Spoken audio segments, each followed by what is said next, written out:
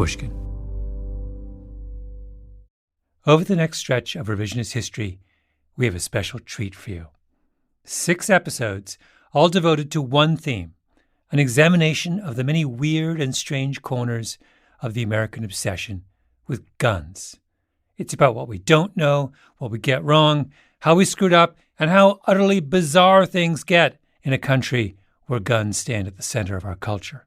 Our journey begins in 17th century England with a mysterious merchant named John Knight, who inexplicably has become a 21st century legal celebrity. Then on to the New York City subways, the hallowed halls of the Supreme Court, a little town in rural Alabama, the south side of Chicago, and the Wild Wild West. Dodge City, to be exact. I'll show you what it means to get out of Dodge. We'll consider a what-if involving the assassination of Robert Kennedy. I'll shoot assault rifles in a range in the woods of North Carolina and sit in the basement of the University of Chicago Hospital as an ER doc pours out his heart to me. Now, as you may already know, you can hear this entire series starting right now by becoming a Pushkin Plus subscriber. You can subscribe on Apple Podcasts or on our website, pushkin.fm/plus, or hear the episodes weekly right here in the Revisionist History feed. We'd also love to hear from you as you listen. You can write into our contact form at revisionisthistory.com. All right, here we go.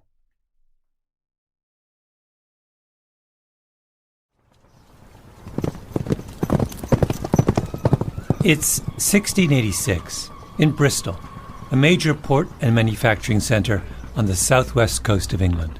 A local merchant named John Knight, Sir John Knight, is riding up a steep road outside the city to an Anglican church, St. Michael's on the Hill. Grey stone, slate roof, sturdy walls, built during medieval times to withstand the full brunt of hostile force. The city of Bristol, spread out below. Sir John Knight bursts in, and then, oh my God. John Knight!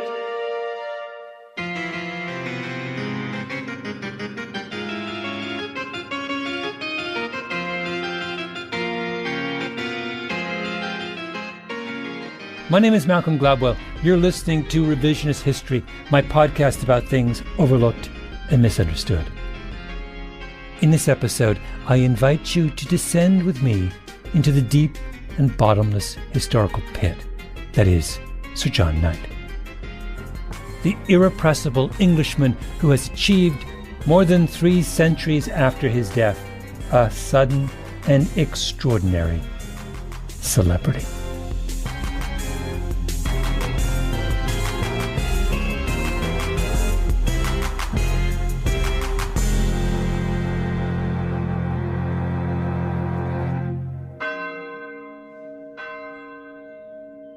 How was it that the John Knight case came to such prominence? Who uncovered it? It doesn't sound like this wasn't a case there wasn't a famous case in England at the time. No, I hate to say it's like, like if you talk about history, like, you can go to Africa and find a rock with somebody's name on it that says, founded by a white guy in 1918. No, it was existent, right? It was there. It's always been there.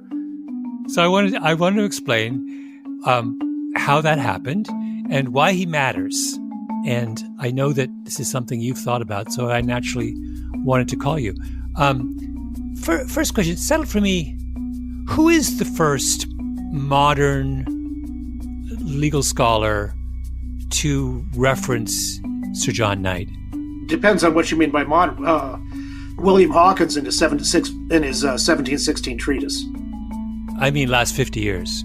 His most recent celebrity.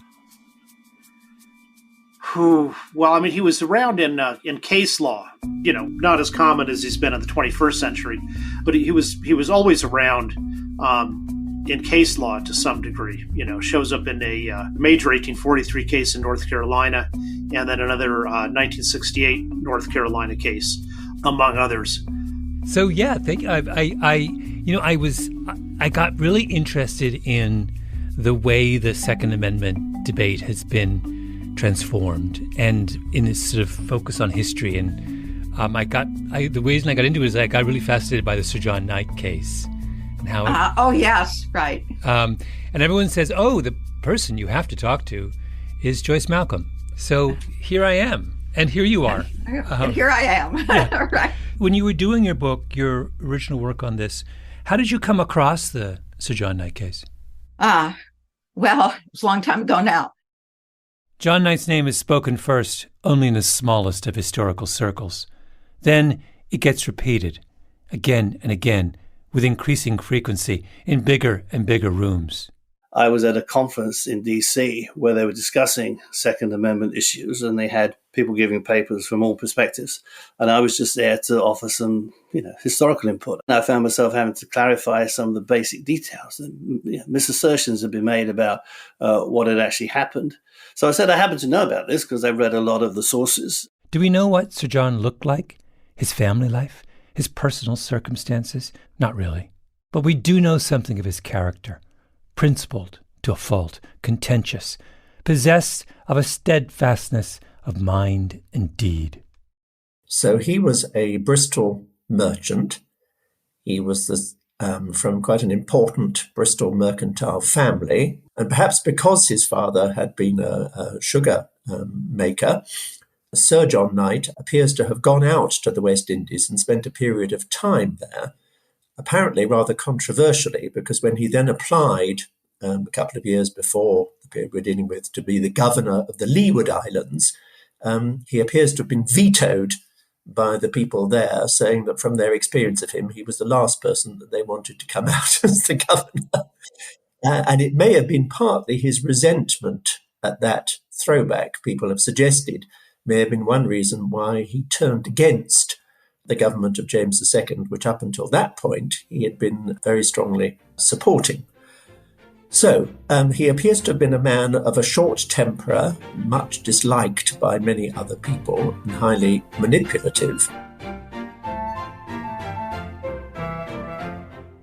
But do we need to make friends of our heroes? No, we don't. What we demand of our heroes is that they serve some larger cause, that they stand for something, that their name would be uttered with reverence on some grand stage. I know you've had a substantial debate with your friends on the other side about the Statute of Northampton. Do you know who that is? Neil Gorsuch, Supreme Court Justice, during oral arguments in November of 2021, posing a question to the legendary appellate lawyer Paul Clement. We haven't heard about that today, and I just wanted to give you a chance. Thank you, Justice Gorsuch. I'd say just a couple of quick things about the Statute of Northampton. Wait for it. First of all, I think that it was very clear from the Knight's case and the treatises that this court relied on in Heller that by the time of the framing of the Knight's case. John Knight.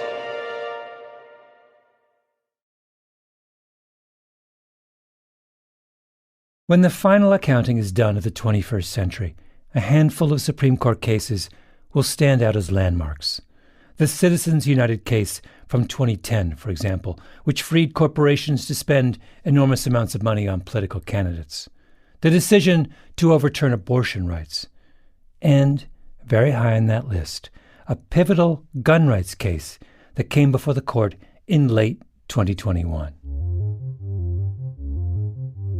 We will hear argument this morning in Case 2843, New York State Rifle and Pistol Association versus Bruin.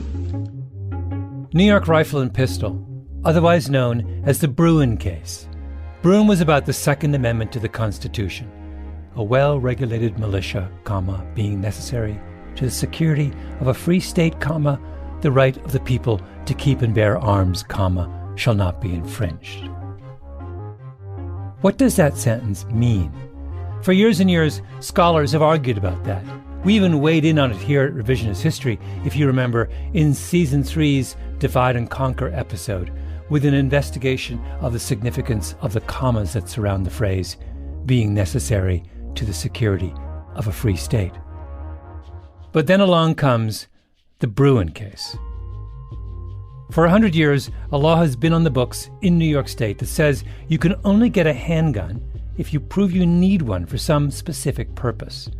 And the gun lovers of New York are unhappy about this. They sue. The Supreme Court agrees to take the case, and in November of 2021, lawyers for both sides gather for what is the first stage in all Supreme Court cases, oral arguments.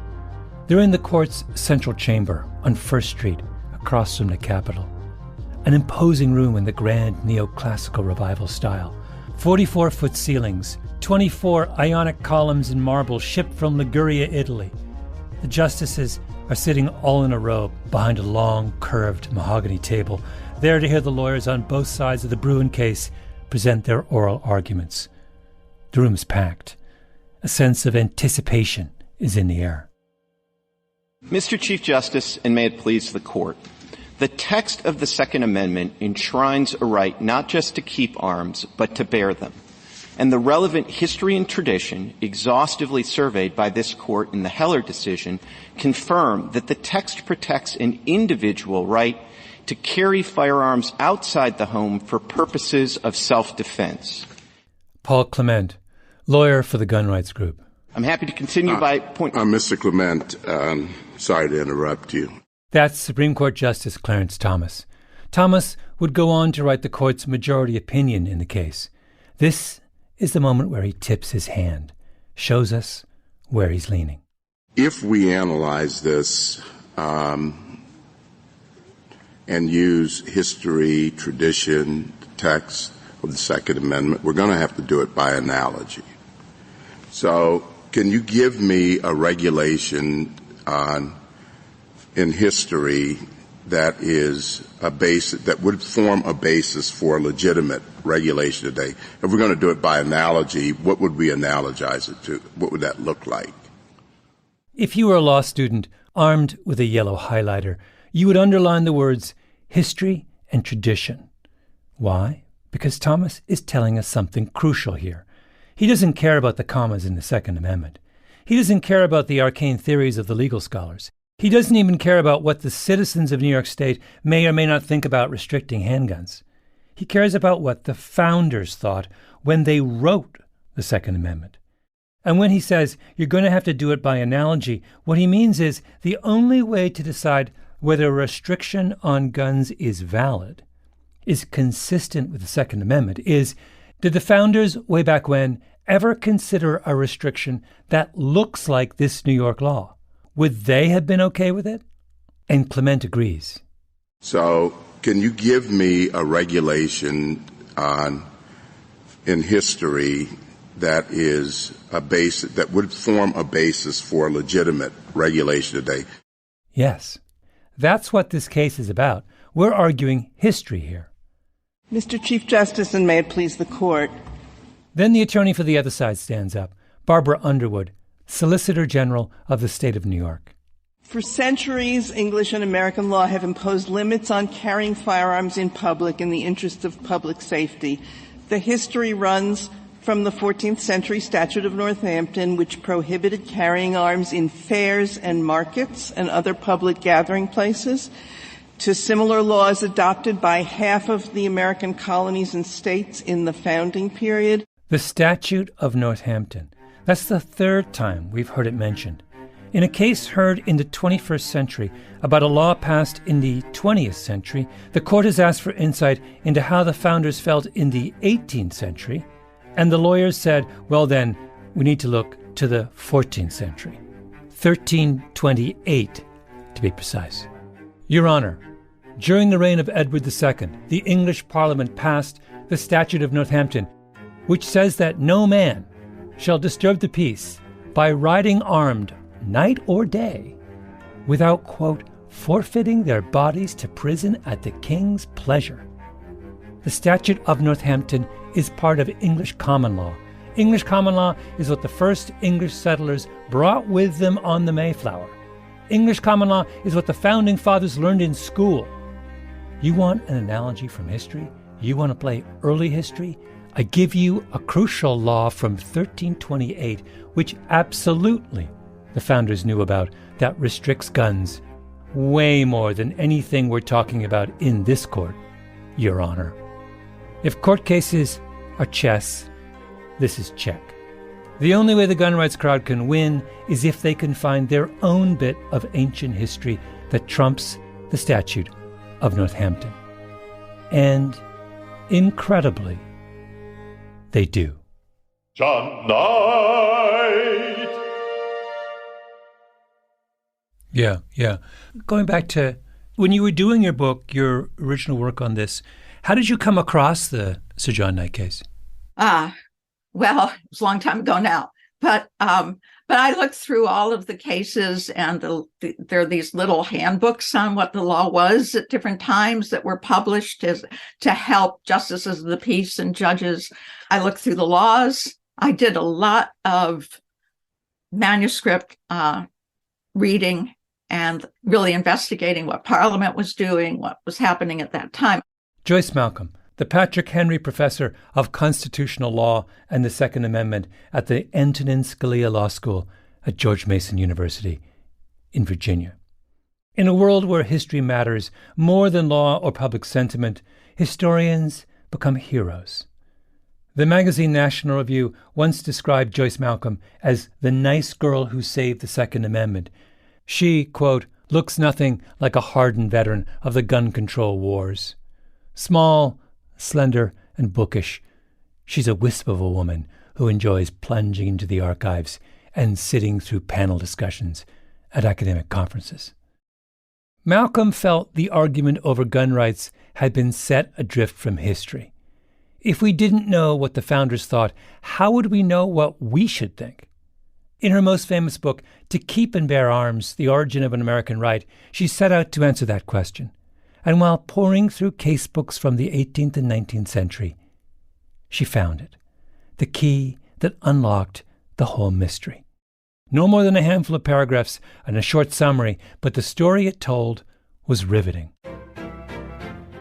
It's 1686. England is overwhelmingly Protestant, legally and officially dominated by the Church of England. But for a brief period in the 1680s, the king was James II, who was Catholic.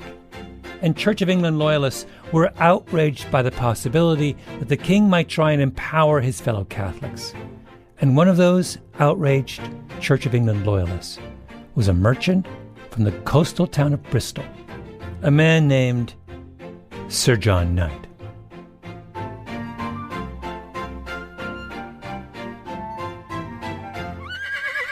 One day, Knight rides up a steep road outside Bristol to the Anglican Church of St. Michael on the Hill. He bursts in, the story goes, waving his guns, gives an impassioned speech. James II hears of it and has Knight arrested, charges him under the Statute of Northampton. The information sets forth that the defendant did walk about the streets armed with guns and that he went into the Church of St. Michael in Bristol in the time of divine service with a gun to terrify the king's subjects. And what happens? The jury decides not guilty. Joyce Malcolm reads this, and it takes her breath away. Everyone thinks that English common law, on which the American legal tradition is based, was hostile to people walking around with guns. But that is not true. John Knight was acquitted. John Knight goes up against the Statute of Northampton, and John Knight wins. One side says, the Statute of Northampton, check. The other side counters, John Knight, checkmate. So there's been this big debate about what the Statute of Northampton meant, but I can say that if it was archaic by the 17th century, it was certainly archaic by the 18th century when we got the Second Amendment, and for sure the 21st century. The nice girl who saved the Second Amendment. And if you read through the briefs filed before the Supreme Court in Bruin, what do you find? John Knight. Everywhere. We hear about the famous case of Sir John Knight. We get history lessons on John Knight. We learn that the legal entanglement he found himself in after he burst into the church at St. Michael's on the Hill is the most, quote, significant precedent, quote, in understanding a crucial turn in Second Amendment law. During oral arguments, Neil Gorsuch lobs a softball at Paul Clement about the Statute of Northampton. I know you've had a substantial debate with your friends on the other side about the Statute of Northampton. And Paul Clement knocks the question out of the park. John Knight, baby. John Knight. Then, 6 months later, comes the final ruling in Bruin. Just as Clarence Thomas promised, it's all about history. 8 pages on the period between 1285 and 1776, 5 pages on colonial America, 9 pages on 1791 to the Civil War, 6 pages on the path to Reconstruction, one of the most important cases of our generation, a landmark that once and for all clarifies the most controversial of all the amendments to the U.S. Constitution. The debate is over. Now we know. Were the founders under the sway of the Statute of Northampton? No, they were not, the court rules. History teaches us otherwise. The founders would have frowned on the way New York State tried to regulate handguns. And we know this because of one man's heroic acquittal. If you read the Bruin ruling, John Knight looms over it like a colossus. John Knight, John Knight, John Knight. He pops up again and again like a late 17th century whack-a-mole. I've been really drawn. In fact, this morning I was reading over again the stuff about the Rex v. Knight, the John Knight case. I called up a Second Amendment scholar named Patrick Charles. Before long, talk swung to John Knight. Of course it did. There's no quitting John Knight once you catch John Knight fever. But you know, it's a totally fascinating history taken in itself. But in context, the idea that, you know, in the middle of a contemporary debate about how to handle the possession of dangerous weapons in America, that we're spending our time obsessing about a case from the 17th century in Bristol in England is hilarious. Yes, on the one level, you're absolutely correct. Patrick Charles and I agreed that it was hilarious to spend so much time on John Knight. And then what did we do? We continued talking about John Knight.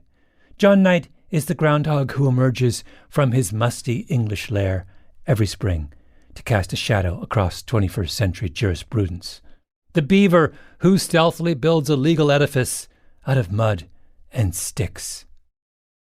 The constitutional scholar and a founding member of the John Knight fan club, David Koppel, once combed through the library of an 18th century law professor named George Wythe, who taught law to a Supreme Court justice, a couple of presidents, some founding fathers. And he found that John Knight's name was all over law books back then. Surely this is all the founders were talking about over a good pipe and a bottle of claret in the drawing rooms of colonial Philadelphia. You were in Bristol not long ago. I was. My wife and I were on vacation, and as we were on our way from Cornwall to Wales, we did stop at St. Michael Church in Bristol, where all this stuff happened, because I wanted to see it, maybe see if Sir John Knight was buried in that graveyard. David Koppel, on vacation, says to his wife, "We cannot quit this storied isle without paying homage to the man whose brave example saved America from the tyranny of restrictive gun laws." And it was interesting. It's not a huge cathedral-type church. It's a medium-sized church, but it's up on the hill. As I learned the hard way, because I was driving a stick shift, and getting up that very steep hill was quite a challenge. Yeah. But you're in the area and you couldn't resist to stop by. And actually, I kind of want to see St. Michael's myself. Well, go ahead. Tell me why you want to see it too? Of course I do. I mean, who wouldn't want to learn of this giant in the place of his birth and death? But then, just as I was packing my bags for Bristol, I thought, wait, let me check in with a more disinterested historian of that period. I called around. Someone recommended a man named Jonathan Barry of the University of Exeter. When you, as a historian of this period, see the way that John Knight has suddenly popped up in American gun rights discourse, what's your reaction? Well, I find it bizarre because nobody in England's ever heard of him or the case, and it has no implication, as far as I know, in the English jurisprudence. Not that I'm a jurisprudent, it's of no significance. Huh. So in England, John Knight is a nobody. But in the hallowed halls of the Supreme Court, 3,500 miles away, he's a superstar. It's a puzzle. And it is for puzzles like these that God invented revisionist history.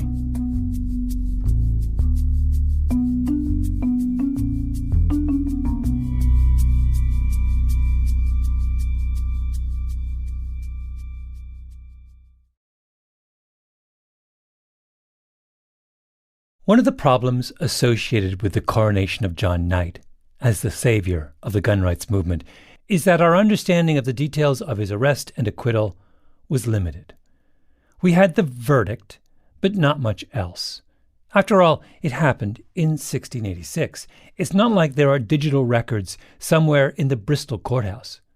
What was known about the case came from legal catalogues from the 18th and 19th century, the kind that a lawyer or a judge might subscribe to, that offer brief summaries, news briefings, of the goings-on in various courthouses around England.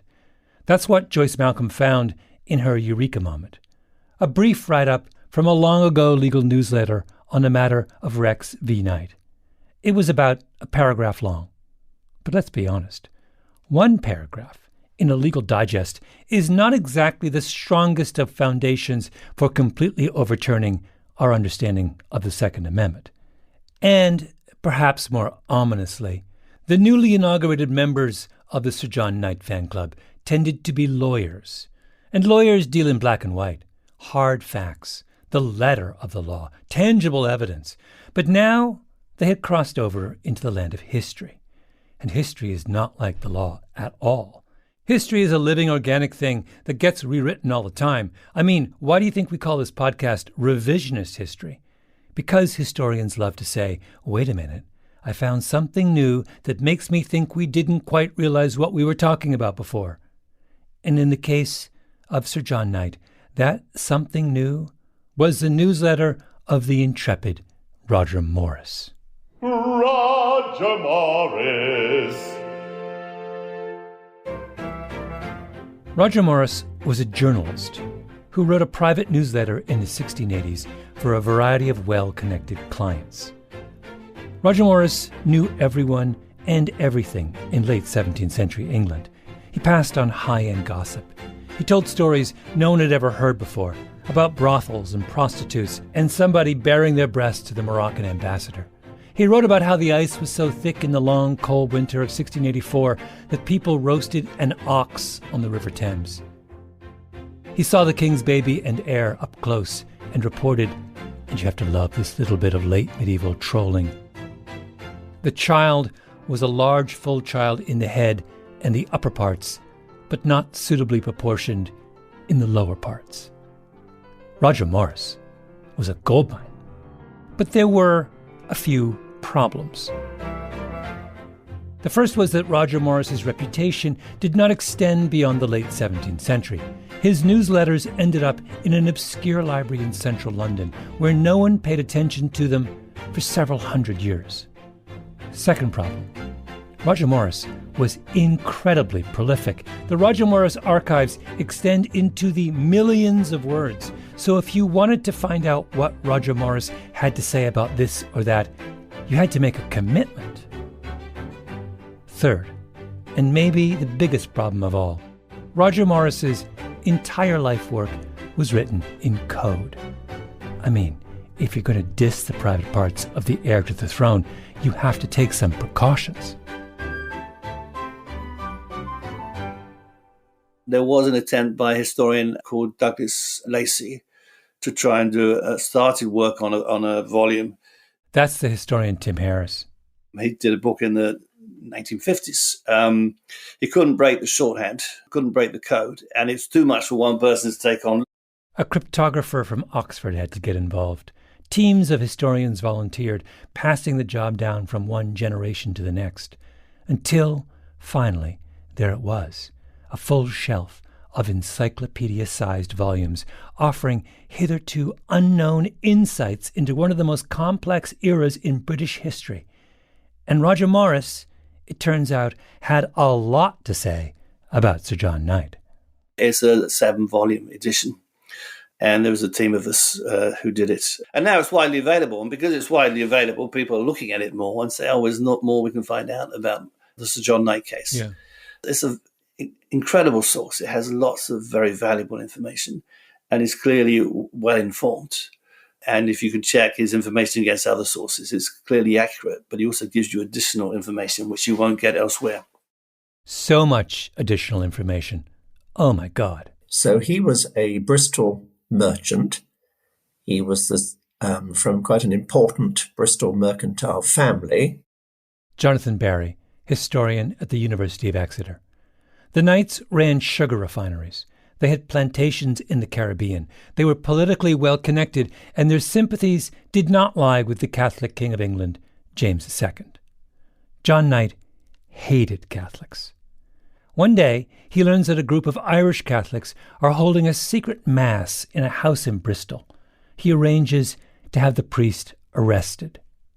So he gets the Lord Mayor and other magistrates to raid this Catholic chapel. So a couple of weeks later, there's an anti-Catholic ritual in Bristol, which the government suspects the magistrates of Bristol and maybe Sir John Knight were involved in encouraging, where they parade through the city, scoffing the mass. They hold a piece of bread up in the air, and they have someone dressed as the Virgin Mary and someone dressed as a monk, and the monk is fondling the Virgin Mary. The monk is fondling the Virgin Mary. So the government is upset about this. The King of England is a Catholic, remember?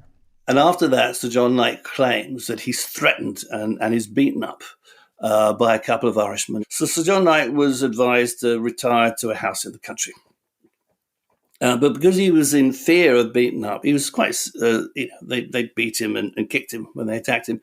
When he came into Bristol, subsequently, he came with a company of people carrying swords and muskets before him. But he left these at the walls of the city, because you're not allowed to carry arms into the city. Bristol had its own bylaws. Yes, you heard that correctly. He checks his guns at the gate. Now this is worth a slight digression. We tend to forget how violent and militaristic 17th century England in general, and a place like Bristol in particular, were. Jonathan Barry again. One reflection of the fact is that Bristol was a leading place for privateering, where basically you capture the ships of your rival traders, as it were, so you load yourself up. Bristol is just beginning at this period to get involved in the slave trade with Africa, which of course both involved the use of military force, but also, as you may know, one of the chief products that you actually took there to trade with was arms. And one of the things that Bristol and places around it were producing, in fact, were lots of arms, but also they needed weapons, cannons for their ships, and so on. So we have to imagine a society in which there are a lot of people that are used to using weapons. So why would the Knight case represent some kind of turning point in British attitudes towards guns? Bristol was awash in guns, so much so that they were forced to put gun control measures in place that put anything in America today to shame. I mean, I think it's absurd to think that the crucial issue here was about whether a man was bearing arms or not, because there were lots of people wandering around bearing arms. Anyway, back to our story with Tim Harris. And then on one day, he goes to church, and he does go with his attendant and goes with a gun and sword. But he says he leaves these at the porch with his attendant. The church is St. Michael's on the Hill, his church, the one overlooking Bristol. He gets off his horse, checks his weapons at the door. Isn't that enormously significant here? So here we have a case that Second Amendment types are claiming is this enormously important precedent for the right of an individual to bear arms. But the individual in question checks his arms at the door of the church. I mean, it's like it's nothing to do. He's not waving his gun around or claiming he can wave his gun around. He quite willingly adheres to local norms about where guns should and shouldn't be carried. Yes, that seems to be the case. Okay. So Knight enters the church and he shouts out, "The Catholics are trying to kill me, and they're going to try and kill you too." Another quick digression. I asked Jonathan Barry about that moment. One question before we go on with the story. I wanted to go back. How Catholic was Bristol in this era? So if almost non-existent. Oh, wait. So John Knight is going into this parish church and saying we're all in danger of being God-freed by the Catholics. Somebody. And the number of Catholics in Bristol to have conducted such a plot was minuscule. So he goes into this church and he tries to kind of whip the church up into a frenzy about the Irish threat. And the government says, "You've gone too far." He's implying that the Catholic king is somehow conspiring against his own people. And that's when he gets in trouble with the law. Yes. He doesn't sound very likable, Sir John Knight. Nobody appears to have liked Sir John Knight. No. The government goes after John Knight because he's a jackass. He's running around conjuring up ridiculous conspiracy theories about Catholics. So the charge, all the newsletter accounts I've read emphasize that it's the words that he spoke in the church, and therefore this was proof of his disloyalty. That was a key issue for why they wanted to arrest him.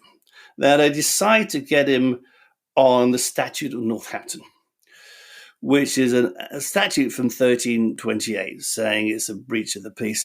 And he pleaded not guilty. He claims that he didn't take the gun or the sword into the church. He left it outside. And the church is actually just outside the walls of the city of Bristol, as it was back then. It's a Protestant church, obviously. And he leaves the gun and the sword outside. And the jury said he's got a proven track record of being loyal to the government. And so they found him not guilty. Because he didn't brandish a gun in church. The jury didn't find him disloyal because they knew he'd been loyal to the previous Protestant king. He wasn't armed, so they couldn't get him on that. He just didn't like Catholics. And so what? This is Bristol in 1686. No one in Bristol in 1686 likes Catholics. The case against him is dead on arrival. And by the way, no one knows this better than the government. So they actually don't want to prosecute Knight. They actually want Knight to apologize, and then they try and bury the case. That seems to be what's implied in the newsletter accounts I've read. That doesn't happen. They would have preferred if he'd apologized, and they could have said, okay, we'll let it go. So, to recap, John Knight's episode in the Church of St. Michael has become a heroic moment to the American gun rights movement, even though John Knight wasn't actually carrying a gun when he entered the Church of St. Michael, even though the case against him had nothing to do with guns, even though Bristol, in fact, had gun control ordinances that puts every gun control ordinance in America today to shame, and even though the whole brouhaha was just about him being a bigot who was terrified of a Catholic conspiracy taking over Bristol, even though there were hardly any Catholics in Bristol. And even though the whole case was dead on arrival and Knight could have apologized and made it all go away, and just didn't feel like it. But the only way you would know all this is if you were willing to wade through the 7 volumes of Roger Morris's coded newsletters. And who has time for that? I was reading did you read, there's the historian Tim Harris wrote an essay on. Yeah. I was amused to see there was he talks about the Sir John Knight case, about how when he goes to the church, the Protestant church, right, to speak to what he thought was the threat being posed by the Catholics in Bristol, he insists that he checks his weapons at the front of the church. And he also says that when he goes into Bristol, he abided by the bylaws of Bristol and didn't carry his weapons into the past the city's limits. I wondered how Joyce Malcolm made sense of all these new facts. The Roger Morris newsletters were finally decoded more than 10 years after she wrote her opus To Keep and Bear Arms. So I'm just curious, how do those sort of two facts fit into this story? So even if the Sir John Knight case represents some kind of affirmation of the individual right to peaceable carry, Sir John Knight himself is complying with some pretty strict gun control laws, isn't he? I think, to be honest, I think that Professor Harris is wrong.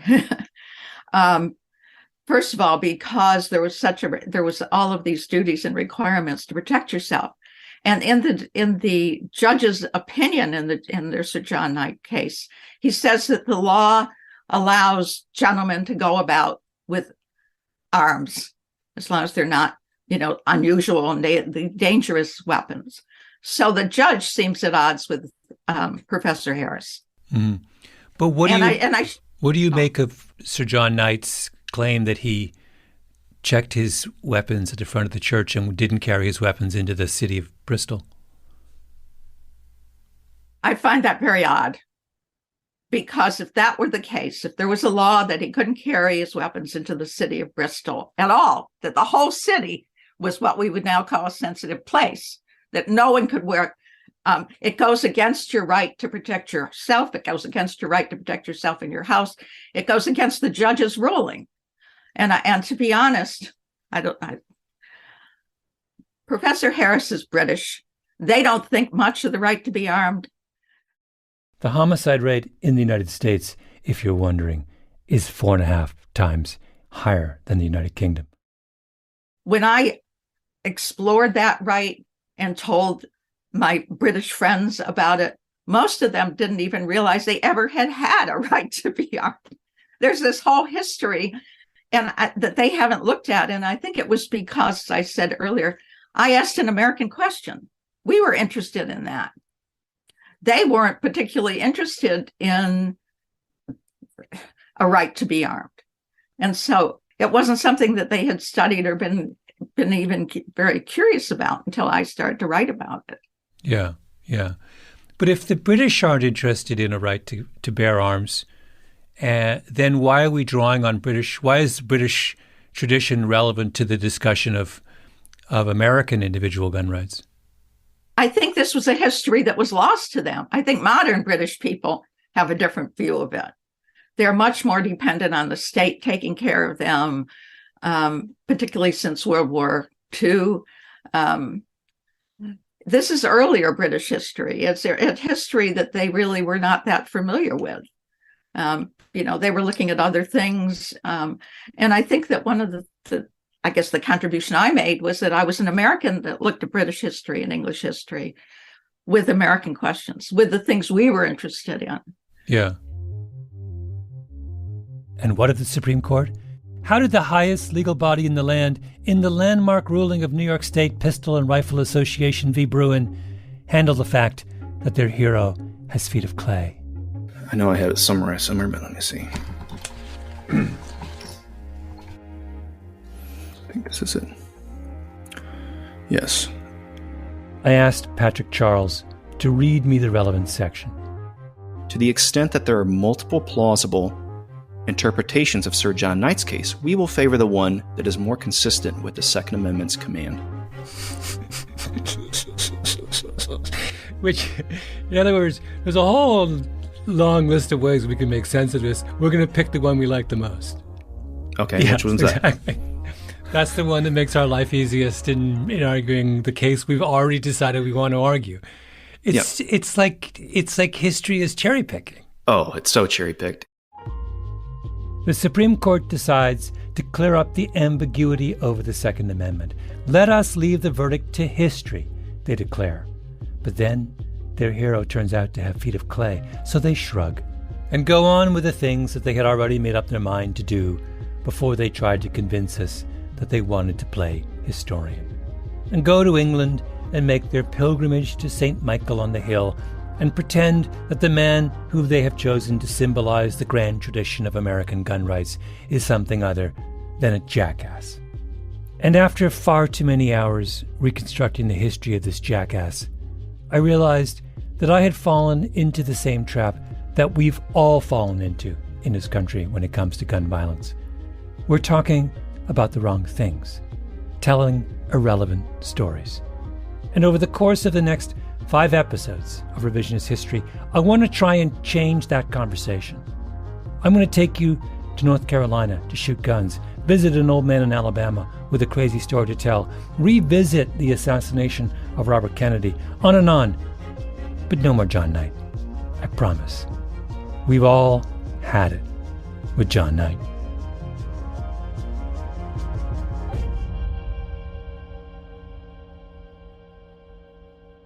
What kind of person was he? Not sort of person I want to have a drink with. It was a nasty piece of work, really. He was vindictive and spiteful. He's a bigot. He's a troublemaker. He's obviously deliberately going out to try and provoke trouble in April 1686 when he gets this priest arrested because he's stirring things up. So, not a nice piece of work. That's my basic view of him. He's involved in the slave trade as a sugar refiner. I would hardly see that he was a sort of hero figure that champions of American liberty would want to celebrate, although maybe that's not the point. John Knight.